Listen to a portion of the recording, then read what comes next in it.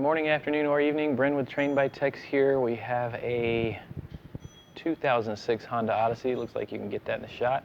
3.5 liter, of course. Car's been sitting a little while, but it was brought to us by a client, and their concern was that it's running rough. Of course, it didn't take us very long to duplicate the concern. Pretty much anytime you start it, it runs really rough.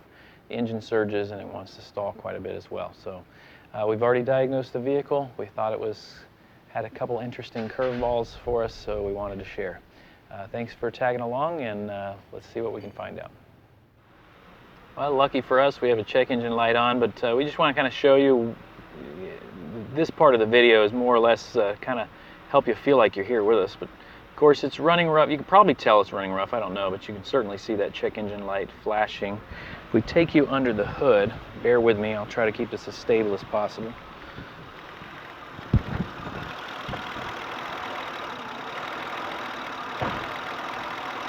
If I'm quiet like I was just then, you can probably hear that it's surging.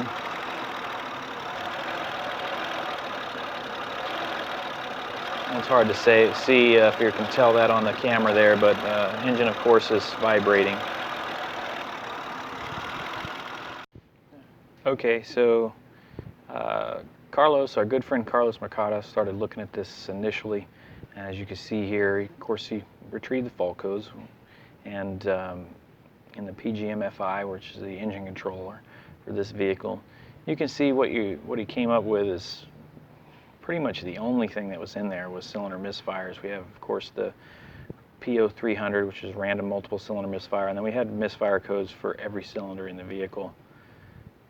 So no other real fault codes initially that I could see or that he could see in the engine that were related, basically. So not really any serious diagnostic direction there. We can certainly already know that there was probably going to be cylinder misfire codes due to the flashing check engine light and the way it feels. But let's take a look at data and see what we can see. This is enhanced data, mainly just looking at the cylinder misfire data. You can see cylinder misfire showing up on pretty much every cylinder. Now Honda, in my experience, I don't know about you guys, but they've been not terribly accurate when it comes to identifying cylinder misfires, but this thing's running pretty poorly. It barely runs. It does feel like it's probably is something that's affecting all the cylinders, so we kind of tend to agree with what we're seeing here. Other things that we're looking at here, of course, we have access to other scan tools. This just happens to be the one that was available to us right now, but we're just seeing indication that we have a rich condition here. But there's some data here that doesn't appear to be available to us, so we're going to go back into global and see if we can find, for demonstration purposes, allow us to better explain what we're seeing, or the lack thereof maybe. So when it comes to drivability stuff, of course, with aftermarket scan tools, you have the ability to go into the global side, which is more the universal side of the scan tool, of course, and then you obviously have an opportunity to go into the enhanced side. I generally will go back and forth depending on the vehicle manufacturer, but there's information that's good on the global side, and there's information that's good on the enhanced side. Of course, on the enhanced side, in this case, we can see what cylinders are misfiring. Again, Honda can be, in my experience, not necessarily accurate, but we can see in that last section that it showed at least all cylinders were misfiring. There's some stuff in the enhanced side that is not quite, it's not there. So we go in the global side because we have some data here that we think is valuable to us. One thing that I'm not sure if it'll show up in this little section, but we've noticed in the past is the top two lines, fuel system 1, fuel system 2. That just shows whether the system's an open or closed loop. Closed loop being, of course, when the ECM is paying attention to feedback sensors to try to keep this thing at fuel control. Open loop, it's not paying attention. It's using kind of default stuff or some other data to try to keep it in fuel control and not really pay attention to feedback sensors again there. Intake map, I'm kind of keeping this thing going, foot on the pedal there a little bit. When I don't, it surges. You can see intake map moving around quite a bit. On the global side, generally what you'll see is it's an absolute sensor, so you'll show 30 inches or very close to pretty. You'll see baro basically key on engine off. Let's see if I can see. Let's see here. There you go. Of course, baro here at sea levels just shy of 30 inches of mercury. This is what we're at key on engine off. You'll see that it's at 29.8. With it running, you'll see it bounce around between 9 and like 14 inches of mercury. Good, traditionally speaking, of course it's not necessarily the case on some really late model cars, but traditionally speaking, you should see it close to 10. That would mean that the manifold vacuum is about 20 inches, which at sea level is about where you should see it, again, traditionally speaking.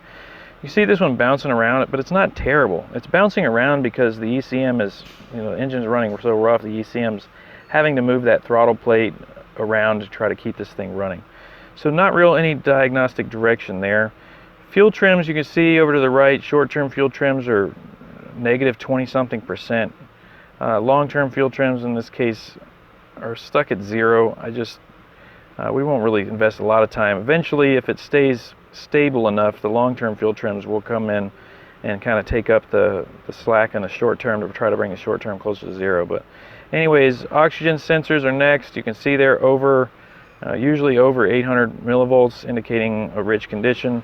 And then the equivalence ratio is bouncing around, but it's between 800 and 0.8 and 1.0, which 1.0 is perfect. Anything below 1.0 indicates a rich condition.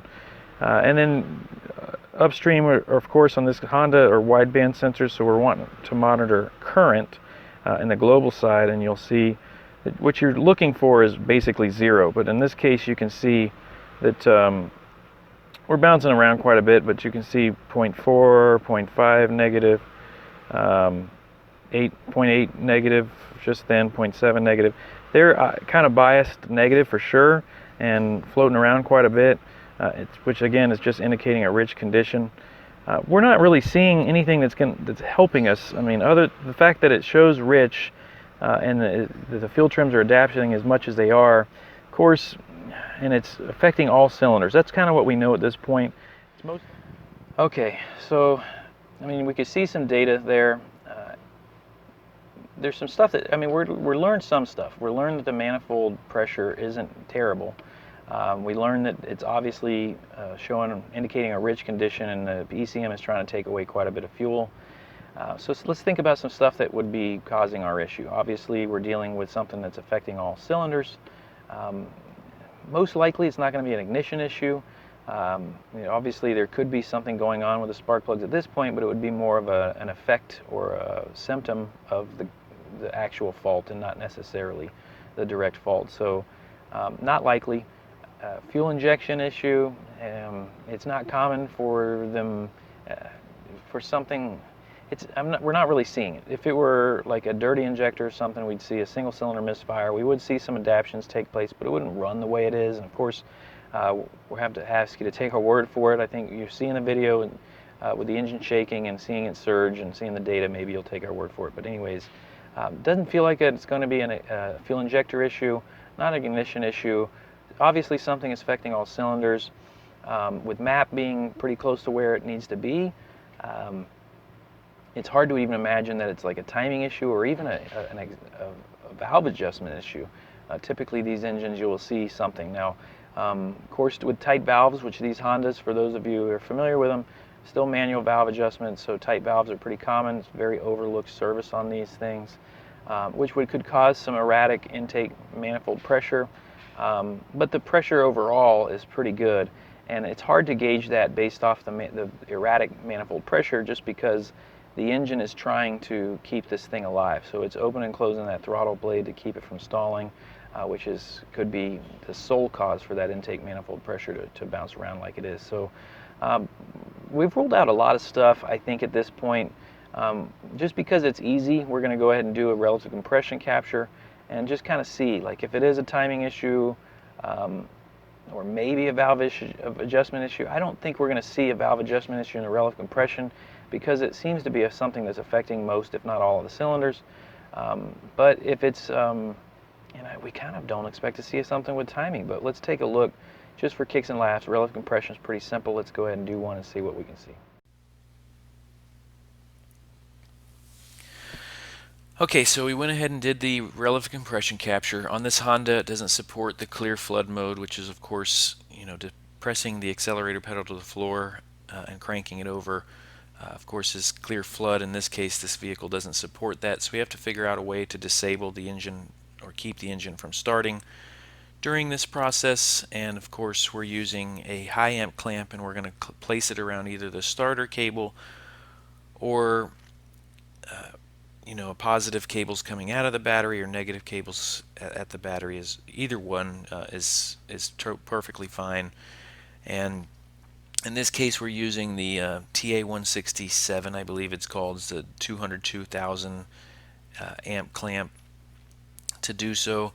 And I think the range that we chose was 2 to 500 amps. Of course, that initial crank is going to be higher than the 500 amps, but we're not really worried about that. We're worried about using this for relative compression. We're worried about the the cranking over of the engine, not the initial start.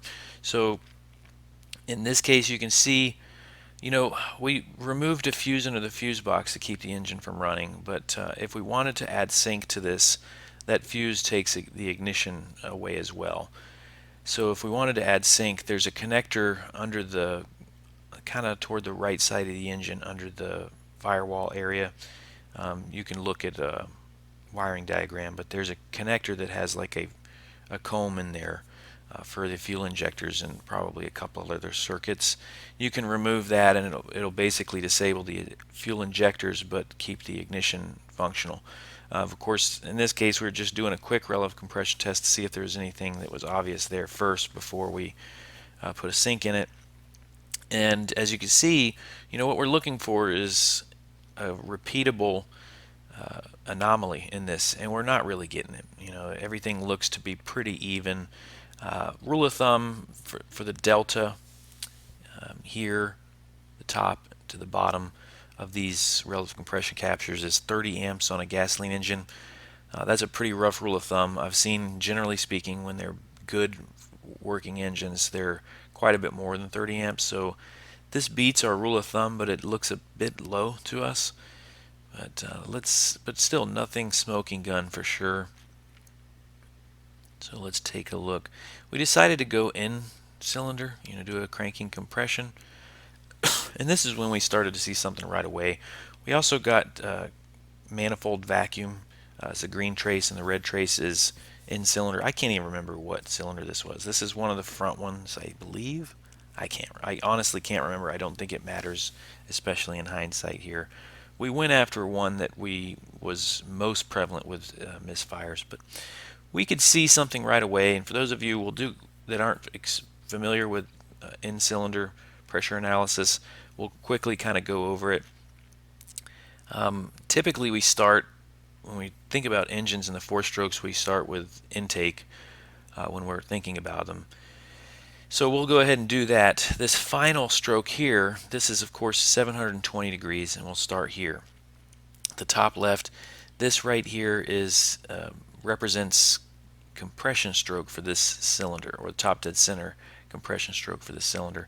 And then here is 180 degrees, one stroke, another 180 degrees for the second stroke, another 180 degrees for the third stroke, and another 180 degrees for the fourth stroke. Of course, we know before the compression stroke is the intake stroke, and we'll start there like I just said. Intake stroke starts at top dead center right here, and the piston comes down with the intake valve open here. This is bottom dead center. The piston comes back up in the cylinder toward top dead center during the compression stroke, and the intake valve will close during that compression stroke, usually about a third of the way through. And then the piston comes up to top dead center during the compression stroke, and we'll come over here for the rest. Pistons at top dead center now during this stroke would be called the power stroke if you had a combustion event. In this case, we removed the spark plug and put a pressure transducer in its place, so there's no combustion event, so most of us call this the expansion stroke. Piston going from top dead center to bottom dead center. During the expansion stroke, the exhaust valve should open, and then the next stroke, from the piston goes from bottom dead center to top dead center for the exhaust stroke.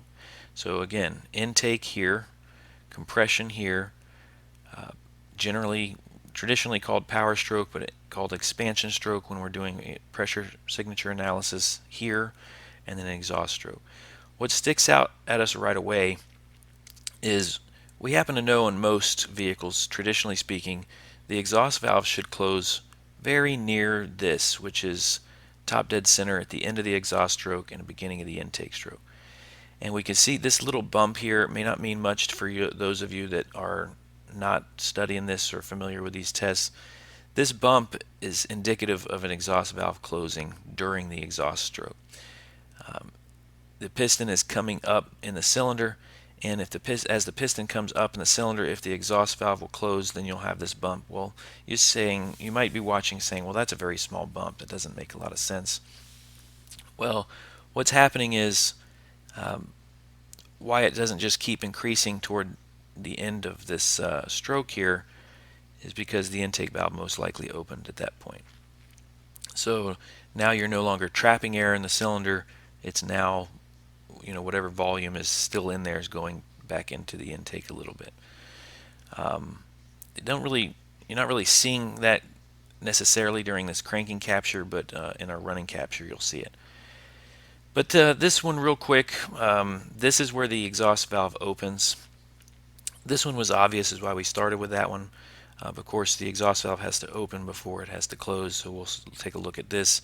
So we put our cursor here where the exhaust valve would normally, or where we see that it opened. And the reason we see that it opened there is because if the exhaust valve didn't open here, this pressure would just keep decreasing as the piston descended in the cylinder down to bottom dead center.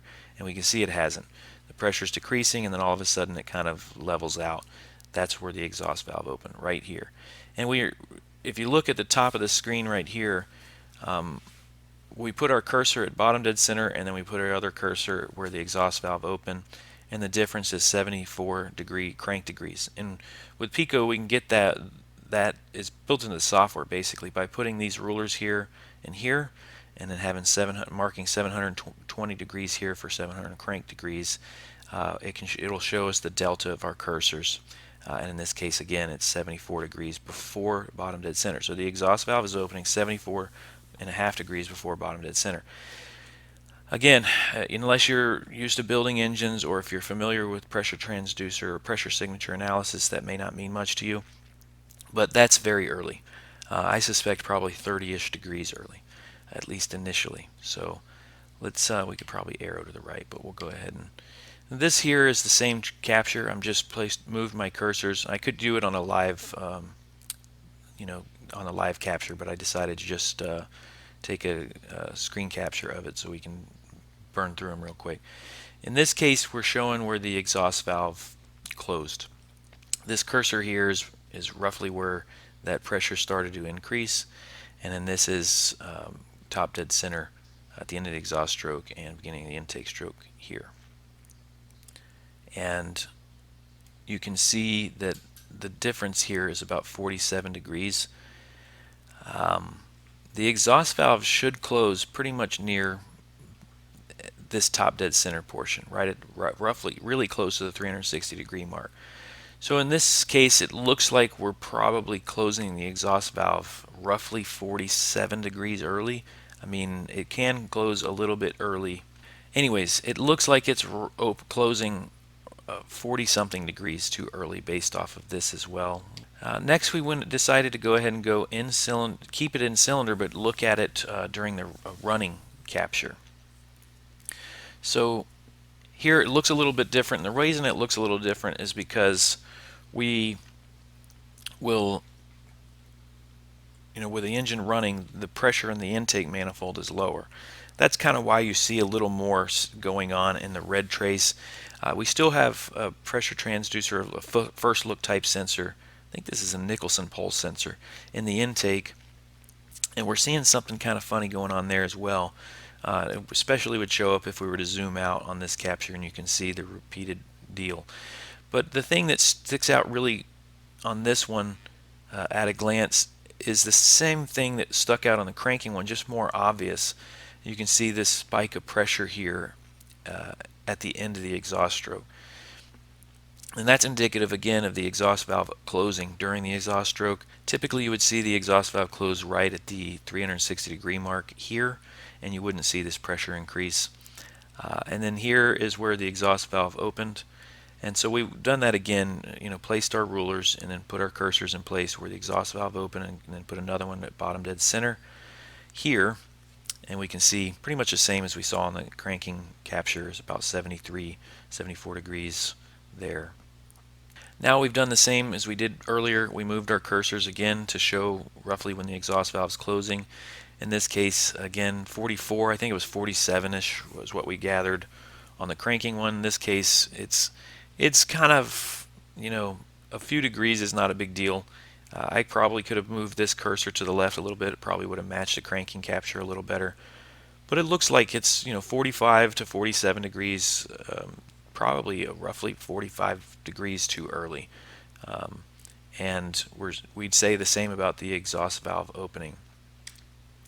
Of course, I didn't go into details here, but 73 degrees is definitely way too early. We would typically see 30 to 45 degrees before bottom dead center is when we would see the exhaust valve. So if you think about that, 30, let's say it's 30 degrees before bottom dead center, and that would say that would mean 73 minus 30 would be 43 degrees. That'd be about 43 degrees too early if we're right in our rule of thumb here. And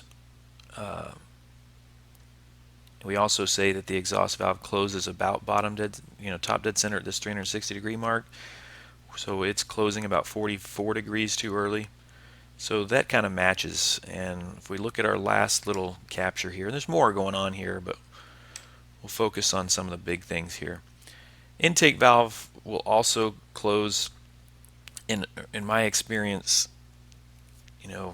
it's usually closer to 60 degrees after bottom dead center. So 60 degrees into the compression stroke, and that's probably too specific. I can't remember the exact ranges that Hayward, John Thornton does a lot of in his classes. He talks about some engineers that have done a lot of work, Haywood being one. I can't remember the other one right now, but they kind of give you a rough rule of thumb of what time these exhaust valves should open, close, intake valve open, intake valve close. And I think it's 45 to 60-ish is roughly when the intake valve should close. In my experience, it's usually been 50 to 60 after bottom dead center, and in this case you have it closing roughly 25 degrees. So again, if we found that we're about 40 degrees early, this case it would show up, we'll say even 30 to 40 is what it looks like we're open. Looks like we're about 30 to 40 degrees early. And if we were to say that, then we would say that this should be 55 to 65 degrees is where the intake valve should be closing. Of course, we're closing it at about 24 degrees after bottom dead center. So thing that's going on in the green trace that's kind of interesting is if you were to, well, I can't plot my cursors, but because this isn't the actual capture, but you can see the green trace repetitively goes, the kind of trends down and then spikes back up and then trends back down and spikes back up, then trends back down and spikes back up. When I have this live capture up, you can see I'll put 6 rulers up for the 6 different cylinders. You can see that pressure increase happens just about the 360-degree mark, or it happens right where this ruler would come up for each partition or each cylinder. And basically what's happening, because the exhaust valve is closing too early, the pressure is increasing in the cylinder. When the intake valve opens, it'll also open a little early, but when the intake valve opens, there's still pressure trapped in that cylinder, and when the intake valve opens, that volume is moving back over into the intake, and that's why you're seeing this pressure increase every 6 times per every engine cycle for the 6 different cylinders.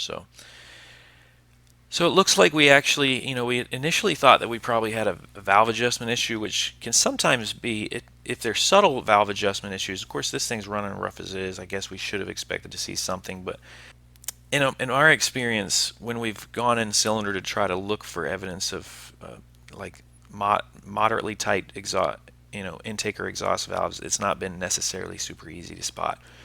So we weren't sure what we were going to see. Of course, this thing running as bad as it is, we thought that maybe we would see something. And so we went in cylinder. Of course, the relative compression capture wasn't like a smoking gun, but going in cylinder is easy enough, and we're pretty sure at this point what we're dealing with. At least initially, we thought it was a valve adjustment issue. If it were timing, we would expect to see a bank-to-bank variance, and then maybe even a correlation code.